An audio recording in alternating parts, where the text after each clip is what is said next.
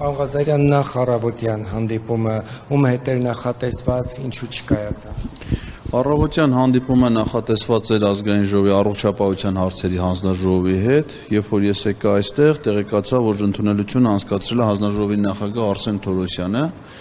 եւ ինչպես նախորդ այն դեպքերում, երբ որ ընդունելությանը մասնակցում են քաղաքացիական պայմանագիր խմբակցությունից падգամավորներ, այդ ընդունելությունները իմ մասով չի կայանում։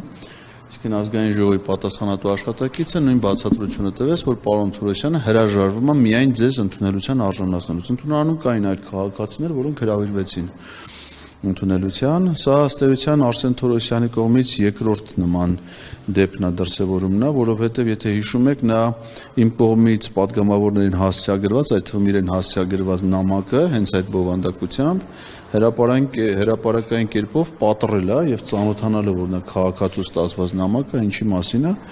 այդ նամակը ինքը պատռել է։ Այսինքն սա ընդգծում է նրա ընդգծված խտրականության ցուցաբերումը, ինչը որ քրեական հանցագործություն է եւ ես վաղը պատրաստվում եմ այդ մասին հաղորդում ներկայացնել գլխավոր դատախազություն։ Դուք Ռուբեն Ռուբինյանի, Հակոբ Արշակյանի եւ նաեւ քաղաքացիական պարլամենտի խմբակցության այն կազմակերպիչների մասնակցել Լրատվամիջոցների համար պատգամավոր Ես համար զարմանալու չի, որ երկրորդ անգամ է ընդդիմադիր այս խմբակցության պատգամավորները հերթով փակ են պահանջում հանդիպումը։ Ես ճիշտ ասած չեմ կարող հասկանալ։ Նախորդ դեպքում անկեղծ ասած պատճառը պատգամավորի հանձնական էր, ոչ լրատվողների մասնակցությամբ, բայց հիմա չգիտեմ ինչն է պատճառը։ Ես ինքս առաջարկում եմ պատգամավորներին, որ լրագրողների մասնակցությամբ լինի, կարող չլինի մենակ այն դեպքում, եթե իմ կողմից բարձրացվող հարցը անձնական խնդրի վերաբերյալ, իսկ եթե այլ քաղաքացի է, որը իր